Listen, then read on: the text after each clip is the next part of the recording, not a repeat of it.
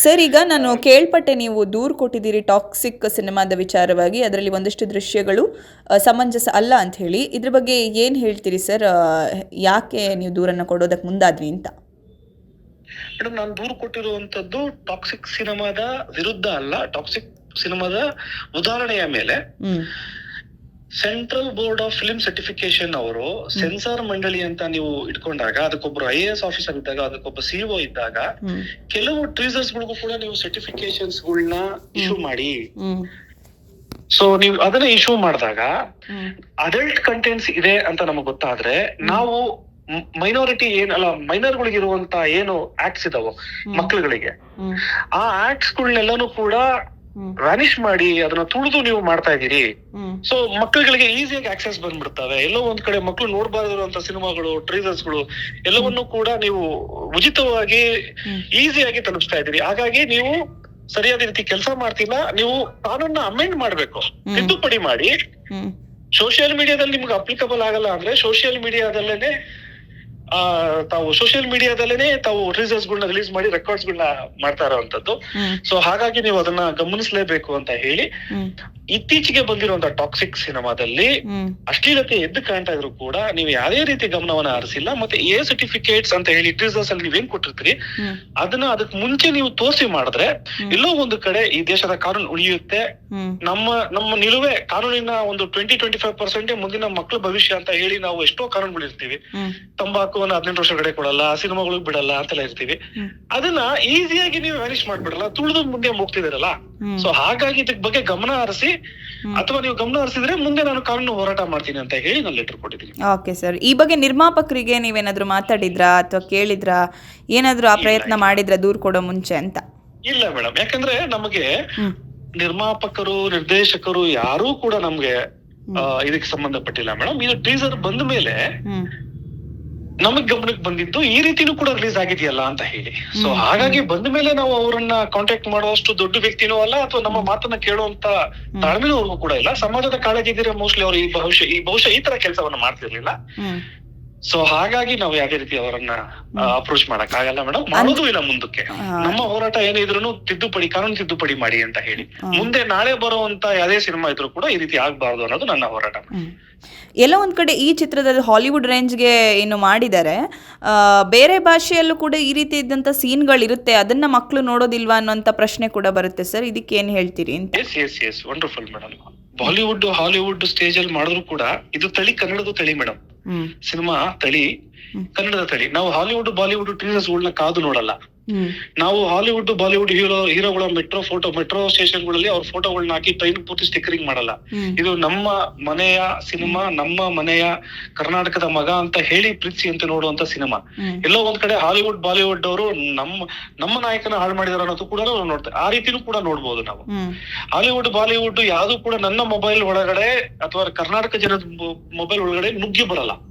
ಅಂದ್ರೆ ನೀವು ಹೇಳೋದೇನು ಸರ್, ಪರಭಾಷೆಯಲ್ಲಿ ಯಶ್ ಅವರು ನಟನೆ ಪ್ರಾರಂಭ ಮಾಡಿದ ನಂತರ ಇದೀಗ ಅವರನ್ನೇ ಅಂದ್ರೆ ನಮ್ಮ ನಾಯಕನನ್ನೇ ಹಾಳು ಮಾಡಿದ್ದಾರೆ ಅಂತ ಹೇಳಿ ಒಂದು ಸ್ಟೇಟ್ಮೆಂಟ್ ಹೇಳಿದ್ರಿ. ಖಂಡಿತವಾಗ್ಲೂ ಇಲ್ಲ ಮೇಡಮ್, ಇಲ್ಲ ಆ ರೀತಿ ತಗೊಳಕ್ ಇಷ್ಟಪಡಲ್ಲ. ನಾನು ಹೇಳುವಂತದ್ದು ಪರಭಾಷೆಗಳಲ್ಲಿ ಸಿನಿಮಾದಲ್ಲಿ ಯಶ್ ಅವರು ಮಾಡ್ತಿದ್ದಾರೆ, ಅದಕ್ಕೆ ಬಹಳ ಸಂತೋಷ.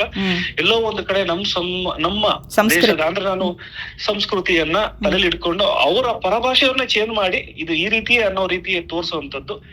ಮತ್ತೆ ನಾವು ನನ್ನ ಮನೆಯಲ್ಲಿ ನನ್ನ ತಂದೆ ತಾಯಿ ಏನ್ ಇಷ್ಟಪಡ್ತಾರೆ ಅವ್ರಿಗೆ ಯಾವುದೇ ರೀತಿ ಮುಜುಗರ ಕೊಡ್ದಿರ ಹಂಗೆ ನಾನು ಹೊರಗಡೆ ಇರ್ಬೇಕಾಗತ್ತೆ. ಎಷ್ಟೇ ಬಿತ್ತರಿಗೆ ಬೆಳೆದ್ರು ಕೂಡ ಅದನ್ನು ಕೂಡ ಇದ್ ಮಾಡಕ್ಕಾಗಲ್ಲ. ಈ ಹಿಂದೆ ಯಶ್ ಅವರು ಒಂದು ಸ್ಟೇಟ್ಮೆಂಟ್ ಹೇಳಿದ್ರು, ಕುಟುಂಬ ಸಮೇತವಾಗಿ ಕೂತ್ ನೋಡುವಂತ ಸಿನಿಮಾವನ್ನ ಮಾತ್ರ ಮಾಡ್ತೀನಿ ಅಂತ ಹೇಳಿ.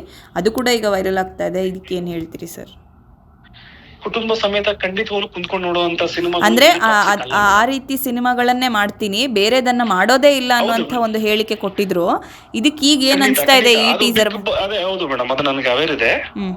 ನಾವು ಯಶ್ನ ತುಂಬಾ ಪ್ರೀತಿಸೋದ್ರಿಂದ, ನಾನು ಒಬ್ಬ ಅವರ ಒಂದು ಸಿನಿಮಾಗಳನ್ನ ಪ್ರೀತಿಸೋದ್ರಿಂದ ಕುಟುಂಬಗಳು ಕುಂತ್ಕೊಂಡು ನೋಡುವಂತ ಸಿನಿಮಾವನ್ನೇ ಮಾಡ್ತಾರೆ ಅಂತ ಹೇಳಿ ಥಿಯೇಟರ್ ಹೋಗಿ ಕುಟುಂಬ ಸಮೇತ ನೋಡುವಂತವ್ರು ನಾವು. ಈ ಟೀಸರ್ನು ಕೂಡ ಕುಟುಂಬ ಸಮೇತ ನೋಡಕ್ ಹೋದಾಗ್ಲೇ ಈ ಅವಘಡಗಳಾಗಿದ್ದು. ಆಗ ಜವಾಬ್ದಾರಿಯುತ ಇರುವಂತ ಮನುಷ್ಯ ನಾನು. ಯಶ್ ಅವ್ರು ಈ ತರ ಕೆಲಸ ಮಾಡಿದ್ರಲ್ಲ, ಅಥವಾ ಅವ್ರು ಮಾಡಿದಾರ ಅಥವಾ ಮಾಡ್ಸಿದಾರ, ಅಥವಾ ಇವ್ರು ಮೈ ಮರ್ತ್ರ, ಅಥವಾ ಮುಂದೆ ಆಗ್ಬಾರ್ದ? ಸೊ ಈ ಎಲ್ಲಕ್ಕೂ ಕೂಡ ಕಡಿವಾಣ ಹಾಕೋದು ಈಗಂತೂ ಇದಕ್ಕೇನು ಮಾಡಕ್ಕಾಗಲ್ಲ. ಎಲ್ಲ ನೋಡ್ಬಾರ ಎಲ್ಲರೂ ನೋಡ್ಬಿಟ್ಟಿದ್ದಾರೆ, ಮುಗಿದೋಯ್ತು, ರೆಕಾರ್ಡ್ ಹಸ್ ಬಿನ್ ಫ್ರೇಮ್ಡ್. ನಾಳೆ ಬೆಳಿಗ್ಗೆ ಬರುವಂತ ಸಿನಿಮಾ ಈ ತರ ಆಗ್ಬಾರ್ದು ಅನ್ನೋದು ನನ್ನ ಕಂಪ್ಲೇಂಟ್ ಉದ್ದೇಶ. ನಾಳೆ ಬೆಳಿಗ್ಗೆ ಈ ರೀತಿ ಆಗ್ಬಾರ್ದು. ನಾಳೆ ಬರೋ ಟ್ರೀಸರ್ ಅನಿಮಲ್ ಆಗ್ಲಿ ಅಥವಾ ಹ್ಯೂಮನ್ ಬೀಯಿಂಗ್ ಆಗ್ಲಿ ನಾಳೆ ಬರೋದು ಈ ತರ ಆಗ್ಬಾರ್ದು ಅನ್ನೋದು ನನ್ನ ಉದ್ದೇಶ. ಎಲ್ಲ ಒಂದ್ ಕಡೆ ಇದು ಕಾಮನ್ ಆಗ್ಬಿಡುತ್ತೆ ಕನ್ನಡ ಚಿತ್ರರಂಗದಲ್ಲೂ ಅಂತ ಹೇಳಿ ಒಂದು. ಹೌದು ಮೇಡಮ್, ಇವಾಗ ಈ ಲೆವೆಲ್ಗೆ ಇದು ಮಾಡಿದ್ರೆ ತುಂಬಾ ಅಶ್ಲೀಲತೆ ತುಂಬಾ ಇದೆ ಮೇಡಮ್, ಎದ್ ಕಾಣುತ್ತೆ. ಇದನ್ನ ಈ ತರ ಮಾಡಿದ್ರೆ ಇನ್ನೂ ಸ್ವಲ್ಪ ಅಶ್ಲೀಲತೆ ಮಾಡಿದ್ರೆ ಚೆನ್ನಾಗಿ ಓಡ್ಬೋದು ಅನ್ನೋಂತ ಮೂರ್ಖರು ಇದಾರೆ, ಮಾಡೋರಿದ್ದಾರೆ. ಅದ್ರ ಕಡಿವಾಣ ಹಾಕುವಂತ ಜವಾಬ್ದಾರಿಯುತವಾದ ತಂದೆ ಆಗಿ, ಮಗನಾಗಿ, ಈ ರಾಜ್ಯದಲ್ಲಿ ಹೈಕೋರ್ಟ್ ನಲ್ಲಿ ಪ್ರಾಕ್ಟೀಸ್ ಮಾಡೋ ವಕೀಲನಾಗಿ, ಕಾಮನ್ ಪರ್ಸನ್ ಆಗಿ ಈ ಒಂದು ನಡೆ ನಡೆದಿದ್ದೀನಿ ಮೇಡಮ್. ಬಿಗ್ ಬಜೆಟ್ ಸಿನಿಮಾ ಅಂತ ಬಂದಾಗ ಯೂಶುವಲಿ ಇದನ್ನ ಯಾವುದೇ ದೂರುಗಳಾದ್ರೂ ಕೂಡ, ಕಂಪ್ಲೇಂಟ್ ಆದ್ರೂ ಕೂಡ ಕ್ರಮವನ್ನ ಸರಿಯಾಗಿ ತಗೊಳ್ಳೋದಿಲ್ಲ. ಸೊ ನಿಮ್ಗೆ ಇವರು ಕೂಡ ಯಾವುದೇ ರೀತಿಯಾಗಿ ಸರಿಯಾಗಿ ಅದಕ್ಕೆ ಏನ್ ಮಾಡ್ಬೇಕು ಅದನ್ನ ಮಾಡಿಲ್ಲ ಅಂದ್ರೆ ನಿಮ್ಮ ನೆಕ್ಸ್ಟ್ ಏನ್ ಮಾಡ್ಬೇಕು ಅಂತ ಇದೀರಿ ಸರ್? ಏನು ಮೇಡಮ್, ಇದು ನಾನು ಕೇಳ್ತಾ ಇರುವಂತದ್ದು, ನಾನು ನನ್ನ 18 ವರ್ಷದ ಕಾನೂನಿನ ಎಕ್ಸ್ಪೀರಿಯನ್ಸ್ ನಲ್ಲಿ ಕಾನೂನು ಅಳವಡಿಕೆ ಹೇಗ್ ಮಾಡ್ಬೇಕು ಮತ್ತೆ ಅದು ತಿದ್ದುಪಡಿ ಹೇಗ್ ಮಾಡ್ಬೇಕು ಅನ್ನುವಂತ ಸಾಮಾನ್ಯ ಜ್ಞಾನ ನನಗಿದೆ ಮೇಡಮ್. ಇದು ಸಾಮಾನ್ಯ ಜ್ಞಾನದಲ್ಲಿ ನೋಡಿದಾಗ ನಮ್ಮ ಈ central board of film certification ಅವರು ಇದ್ರ ಬಗ್ಗೆ ಗಮನ ಹರಿಸೇ ಇಲ್ಲ ಮೇಡಮ್. ಇದ್ರ ಬಗ್ಗೆ ಅವ್ರ ಗಮನನೇ ಹರಿಸಿಲ್ಲ. ಅವ್ರ ಗಮನ ಹರಿಸೋ ರೀತಿ ಕಾನೂನು ಹೋರಾಟವನ್ನು ಕೂಡ ಮಾಡ್ತೀನಿ, ಕೋರ್ಟ್ ಕೂಡ ಮೊರೆ ಹೋಗ್ತೀನಿ. 7 ದಿನ ಸಮಯ ಅವಕಾಶ ಕೊಡ್ಬೇಕು. ನಾನು ಯಾವ್ದೇ ಲೆಟರ್ ಕೊಡ್ರು ಕೂಡ ಸಿವಿಲ್ ನೋಟಿಸಸ್ ನ ಈಗಾಗಲೇ ಅದನ್ನ ಕೊಟ್ಟಿದ್ದೀನಿ. 7 ದಿನ ನಂತರ ಅವ್ರೇನು ಮಾಡಿಲ್ಲ ಅಂದ್ರೆ toxic is an example. Next ನೀವು ಸರ್ಟಿಫಿಕೇಶನ್ ಕೊಡ್ದಿರಂಗೆ ಏನಾರ ಮಾಡಿದ್ರೆ ಅಲ್ಲಿರುವಂತ ಅವ್ರಿಗೆ ಕಾನೂನು ರೀತಿಯ ಕ್ರಮವನ್ನ ಕೋರ್ಟಿಂದನೇ ನಾವು ನಿರ್ದೇಶನ ಕೊಟ್ಟು ತಗೊಳ್ಳುವಂತ ಶಕ್ತಿ ಅದೇ ನಾನು ಕೊಟ್ಟಿದ್ದೇನೆ ಮೇಡಮ್. ನಾವು ಹೋರಾಟ ಮಾಡೇ ಮಾಡ್ತೀವಿ. ಅಂದ್ರೆ ಯಾವ ರೀತಿ ಪರಿಣಾಮ ಬೀರುತ್ತೆ ಸರ್ ಅದು ಸಿನಿಮಾ ಮೇಲೆ? ನಾಳೆ ಬೆಳಗ್ಗೆ ನಿಮಗೆ ಇವತ್ತಾಗಿರುವಂತ ಅಶ್ಲೀಲತೆಯನ್ನ, ಸಿನಿಮಾಗಳದ ಚಿತ್ರೀಕರಣವನ್ನ ನಿಮ್ಮ ಮೊಬೈಲ್ಗಳಿಗೆ ಬರಲಿರೋ ರೀತಿ ಪರಿಣಾಮ ಆಗ್ತವೆ ಮೇಡಮ್. ಬಂದ್ರೂ ಕೂಡ ಅದನ್ನ ರಿಸ್ಟ್ರಿಕ್ಟೆಡ್ ವಿಡಿಯೋ ಅಂತ ಹೇಳಿ ಬರ್ಲಿ ಆಚೆಗಡೆ. ಅಕಸ್ಮಾತ್ ಅದ್ರ ಮೀರಿ ಬಂದಾಗ ಅವ್ರ ಮೇಲೆ ಕ್ರಿಮಿನಲ್ ಕಂಪ್ಲೇಂಟ್ ಆಗ್ಲಿ, ಈ ರೀತಿಯಾಗಿ ವಿಷಯಗಳನ್ನ ನಾವು ಮಾಡ್ತಾ ಇದೀವಿ ಮೇಡಮ್. ಕ್ರಿಮಿನಲ್ ಕಂಪ್ಲೇಂಟ್ ಆದ್ರೆ ಸರ್ ಏನು ಸಮಸ್ಯೆ ಆಗುತ್ತೆ ಅಂತ ನಟನಿಗೆ ಅಥವಾ ನಾಳೆ ದಿನ ಕಾನೂನು ಆದಾಗ ಅದು ಡಿಫಾಮೇಶನ್ ಆಗುತ್ತೆ ಮೇಡಮ್. ಅಂದ್ರೆ ಇವಾಗ ಡಿಫಾಮೇಶನ್ ಅಂದ್ರೆ ಏನು, ಕೋರ್ಟಿನ ಆದೇಶವನ್ನು ಮೀರಿ ನೀವೇನಾದ್ರೂ ಆ ರೀತಿಯ ಟೆಲಿಕಾಷನ್ ಮಾಡಿದಾಗ ಅದು ಡಿಫಾಮೇಶನ್ ಅಂತ ಆಗುತ್ತೆ, ಕಂಟೆಂಪ್ಟ್ ಆಫ್ ಕೋರ್ಟ್ ಆಗುತ್ತೆ. ಡಿಫಾಮೇಶನ್ ಅಂದ್ರೆ ಸಾರಿ ಕಂಟೆಂಪ್ಟ್ ಆಫ್ ಕೋರ್ಟ್ ಆಗುತ್ತೆ madam. Contempt of court proceedings ನ ಅವ್ರ ಮೇಲೆ ಮಾಡೋದು ಕ್ರಿಮಿನಲ್ ಕೇಸ್ ನ. ಎಲ್ಲೋ ಒಂದ್ ಕಡೆ ನಮ್ಮ ಕನ್ನಡದ ನಟ ಯಶನ್ನ ಒಂದು ರೀತಿಯಲ್ಲಿ ನಾವು ನೋಡ್ಕೊಂಡು ಬಂದಿದೀವಿ, ಒಂದು ಫ್ಯಾಮಿಲಿ ಆಡಿಯನ್ಸ್ ಕೂತ್ಕೊಂಡು ನೋಡೋ ತರ. ಇದು ಮಾಡಿ ಈ ಸಿನಿಮಾ ನೋಡಿದಾಗ, ಈ ಟೀಸರ್ ಅಂದ್ರೆ ಈ ಸಿನಿಮಾದ ಟೀಸರ್ ನೋಡಿದಾಗ ಎಲ್ಲೋ ಶಾಕಿಂಗ್ ಅಂತ ಅನ್ಸ್ತಾ, ಏನ್ ಅನ್ಸ್ತು ಅಂತ? ಈ ಶಾಕಿಂಗ್ ನಮಗೂ ಆಗಿದೆ, ಕರ್ನಾಟಕ ಜನತೆಗೂ ಆಗಿದೆ, ತನ್ನ ಕುಟುಂಬವನ್ನ ತನ್ನ ಸಮಾಜವನ್ನ ಪ್ರೀತಿಸುವಂತ ಎಲ್ಲಾ ವ್ಯಕ್ತಿಗೂ ಆಗಿದೆ. ಕೆಲವು ವರ್ಗಗಳು ಇರ್ತವೆ, ಏನ್ ಇವಾಗ ಅದೇನೋ ಇದೇನೋ ಅಂತ ಕಾಮೆಂಟ್ ಮಾಡೋರು ಇರ್ತಾರೆ, ಅವ್ರಿಗೆ ನಾನು ಮೊದಲು ಪ್ರೀತಿಸ್ತೀನಿ. ಹೇಳುವಂತ ಮಾತುಗಳು ಇರಬಹುದು, ಅದೇ ಜವಾಬ್ದಾರಿ ಅಂತ ಸಮಾಜವನ್ನ ಕಟ್ಟುವಂತ ಎಲ್ಲಾ ಪ್ರಜೆಗಳಿಗೂ ಕೂಡ ಈ ಒಂದು ಬೇಜಾರಾಗಿದೆ. Yash is always here. Yash ಯಾವತ್ತೂ ಕೂಡ ಕನ್ನಡದವರೇ. ಹಾಗಾಗಿ ಈ ನಮ್ಮ ಹೋರಾಟ, ಹಾಗಾಗಿ ನಮ್ ಗಮನಕ್ಕೆ ಬಂದಿರೋದು ಮೇಡಮ್. ಇದು ಯಾವ್ದು ಕೂಡ ಯಶ್ ವಿರೋಧ ಅಲ್ಲ. ಅವ್ರ ಮೇಲಿರುವಂತ ಪ್ರೀತಿ ಒಂದು ಚೂರು ನಮಗೂ ಕಮ್ಮಿ ಆಗಲ್ಲ. ಆದ್ರೆ ಮುಂದೆ ಅವ್ರಿಗಿರೋ ಜವಾಬ್ದಾರಿಯನ್ನ ಅವ್ರು ಅರ್ಥಕೊಬೇಕು ಅನ್ನೋದು ನನ್ನ ರಿಕ್ವೆಸ್ಟ್. ಯಾಕೆಂದ್ರೆ ಸಮಾಜ ಅವ್ರಿಗೆ ಇಷ್ಟೊಂದು ಸ್ಥಾನಮಾನಗಳನ್ನ ಕೊಟ್ಟಿದೆ.